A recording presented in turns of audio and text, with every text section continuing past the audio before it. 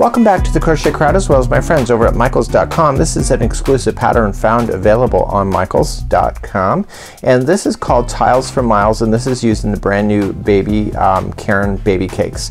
Love this thing. This actually looks like a fake photo. It looks so good. So what we're going to do today is I'm going to show you how to do the stitch work for this, and then we're just going to do a nice quick border. The nice thing about it is that the instructions are really quite easy to remember, and there's also a stitch diagram involved. So let me take you a look at the instructions. This video has sound alerts added. When you hear this sound, it will be your signal that the segment is finishing up. Press stop and crochet the instructions, and then press play again to continue along in your project. So here's a copy of the instructions that you see, and this is available through Michaels.com, and it's just a matter of just being able to figure it all out as you're going, but we're going to be able to do that here on camera. So it's really quite an easy pattern. It's a repeating of a certain 2 rows as we go, and there's also a diagram, and we're going to pay attention to that diagram more. Now if you'd like to change the size of your blanket and make it even bigger, it's going to change the amount of yarn you're going to use, but you can use this same pattern for larger sizes. The multiple for stitch counts are multiples of 4 plus 1. So I'll explain that in just a moment. Let's pull up the diagram. So this diagram is available on Michaels.com. It comes with that as well, and you would have seen that in the pattern with those red clickable links. So what we're going to do is that we're going to start off in the very base here and do our chain, and then we're going to come across the top here with single crochets, and then we're going to just move forward. Just remember the colors are just subjective. It's just showing you the row. It doesn't mean that you're changing colors. Let the yarn do the work when it comes to this. The Caron Baby Cakes changes color on its own, and that's what you're seeing within the photograph. So if you'd like to change this size, it's multiples of 4 plus 1, and it's really quite simple to follow. I have a sample already made just to show you what it looks like. It's just a small sample, and then we're going to get going and show you how to do the stitch work after that. So here's a smaller sample that I did using Caron Cakes, and you can see that the yarn changed on its own, and because of this design it actually looks really neat. So when it changes when you're doing this smaller rows here, it almost looks like the whole thing was meant to be. It's just absolutely fabulous, and it could change midway through one of these big treble tiles as well. So all of the tiles line up on top of each other just like you see, so it's no fuss on being able to make sure that they shift back and forth. There's 2 rows. You got the trebles, and then you got this row that you want to do with half doubles and chain 2 spaces that you're going to be making. So it's actually really an easy pattern. I'm going to do a very small swatch with you. You're going to need a 5mm size H crochet hook today, and it takes baby Caron Cakes in order to do this, and I'm going to just do a quick sample. So it says you need 5 balls of Caron Baby Cakes if you would like to do the size here, and it ends up being a 40-inch square as well, so that's kind of neat too. It's a nice fair size for a baby. So on camera today I'm going to do a very small sample, and then I'm just going to show you how to do it. It's that simple. So we're going to begin with a slip knot, and remember, if you want to do a smaller swatch size or just a bigger or smaller afghan or blanket, it's multiples of 4 plus 1. That is how you do it. So if you would like to follow exactly what you want and get it right exactly what you see in the photograph, it's chain 133. So just chain 133 if that's what you want. Anybody else, if you want to change your size, just go in multiples of 4. So 1, 2, 3, and 4. Is it big enough? Yes or no? If not, keep on going. So 1, 2, 3, and 4. Big enough? Yes or no? 1, 2, 3, and 4. And then once you're satisfied with the length, I'm just going to do a small swatch because that's all it's needed. You're just going to add 1 more in order to bring it into balance. So either chain 133 or just do your multiples of 4 and then add 1 at the end. Let's move along to row number 1. So row number 1, no matter what size you're working on today, you're going to go second chain from the hook. So 1 and get the second, so just turn it to get the back loop only, and I want you to put in a single crochet in the second one, and I want you to single crochet in each one of the chains in the back loop all the way across your chain. So it doesn't matter the size of your chain, 1 single crochet in each, and I'll see you at the end of your chain. So we're now finished row number 1. We're going to turn our work and go for row number 2. Row number 2 is only ever done 1 time. It's not part of the repeat pattern. So but I got to get you to establish the repeat pattern, and we got to do this in order to do that. So chain up 1, and right in the same one that you're in, you're going to single crochet, and then here's the thing on this one. Chain 2, skip 2, 1 and 2, and go to the 3rd one over and single crochet. So single crochet that one plus the next one. So there will be 2 single crochets in a row, and then chain 2, skip 2, and 2 single crochets in a row. And you're going to do that all the way across no matter what size you have. So once you get your 2 in here, you're just gonna go right to the very edge. So the very edge one is going to be chain 2 and you only have 3 stitches left. So 1, 2 and 3. Go to the third one anyway. It's your last one and that is just 1 single crochet by itself. So on the edges there's only 1 single crochets that sit by themselves, and in the middles there'll all be 2 sitting in pairs. Let's begin row number 3 and this is part of the repeat. So let's turn our work and do row number 3. This is part of the repeat pattern now, and you'll have to do this every other row until you get to the size that you want. So to begin we're going to chain up 3, which counts as a double crochet, and then we just move to our first chain 2 space, and you're going to treble. So you're gonna wrap the hook twice and then treble into that one a total of 4 times. So each chain 2 space is always gonna have 4 trebles. It's an easy number to remember. So you just keep adding your trebles in. Remember you're wrapping your hook twice for a treble, so it's not a double, it's a treble. And then once you get that done, you have your 4 there, and then you immediately jump to the next chain 2 space and start putting in 4 into that one. So there's nothing in between these. But the neat thing about it is that in the next row that we're about to do, which is part of your repeat, is that you're playing within the spaces between these groups of 4, and I'll explain that in just a moment. So I want you to just to put in 4 trebles into each chain 2 space all the way across, and then when you come to your final one that I'm about to do, you're gonna put in 4 into the final one as you normally would have done.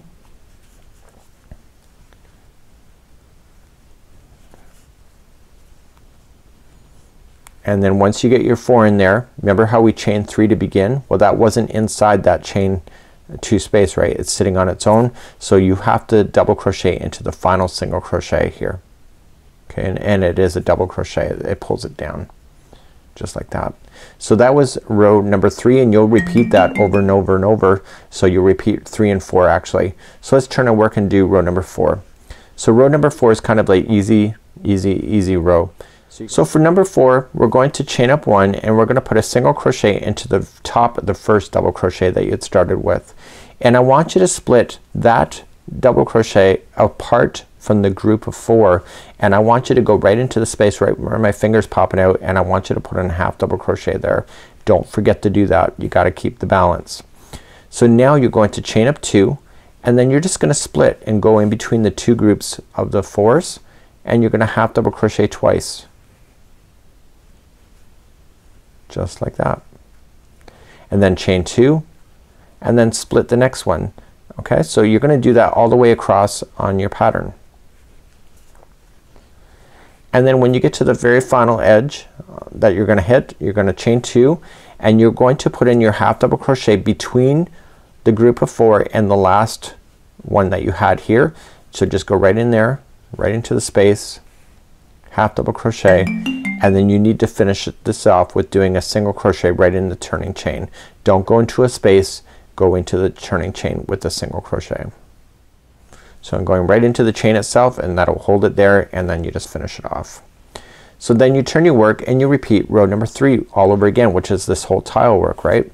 So to begin again, you chain up 3, counts as a double crochet, and then all you just have to do then is come into this next chain 2 space, and you're going to treble 4 times.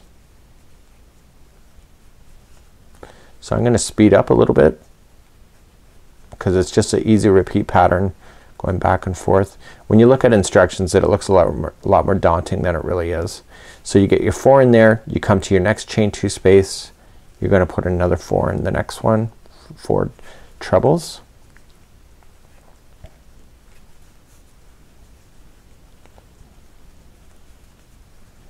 Just like that, and then do your final one once you get to the other side. So just keep moving along. You do your final one right to the edge, and what are we gonna do right at the very end? We are gonna put in a double crochet in the last single crochet that you had. Okay, so right in the last single crochet I want you to double crochet right in there.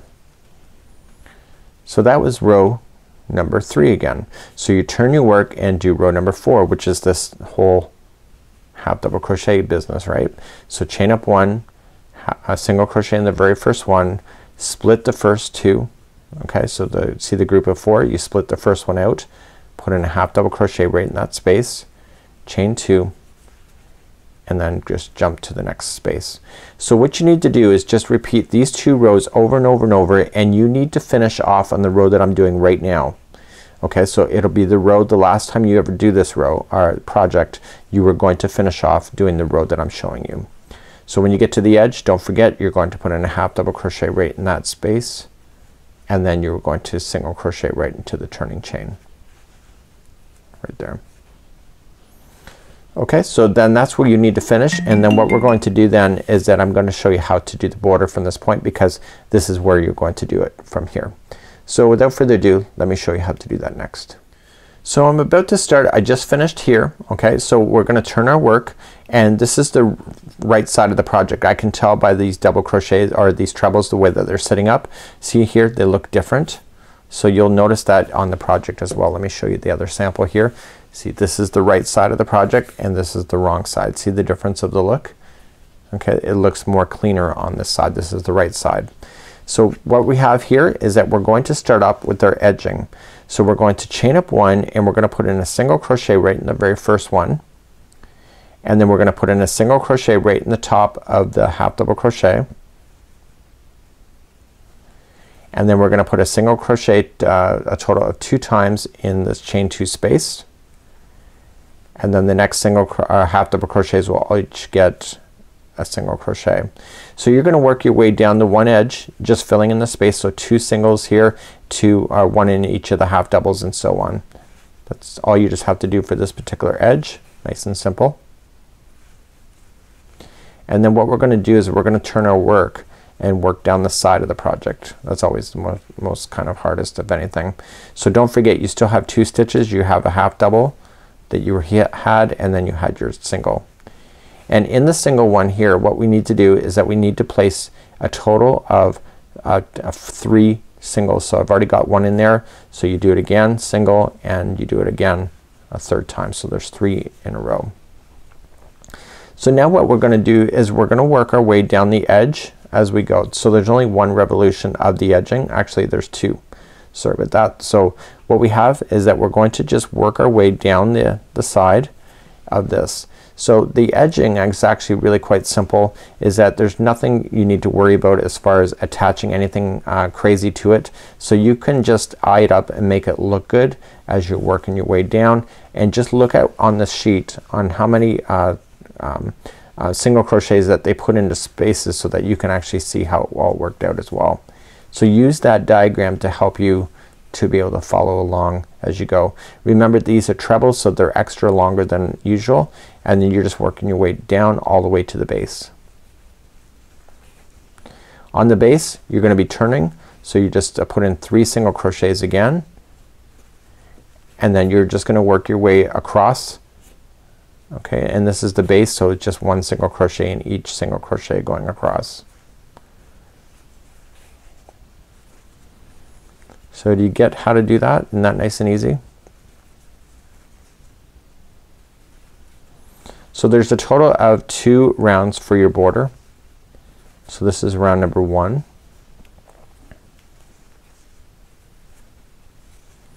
So you work your way all the way across. Then your very final one you're gonna put in 3 so that you can efficiently turn, and then work your way up the other side. So just again eyeing it out, making it look good. Just take your time. Don't rush the process, because you'll pay the price, because if it's not sitting flat at this point, it won't sit flat in the next round that you're going to do.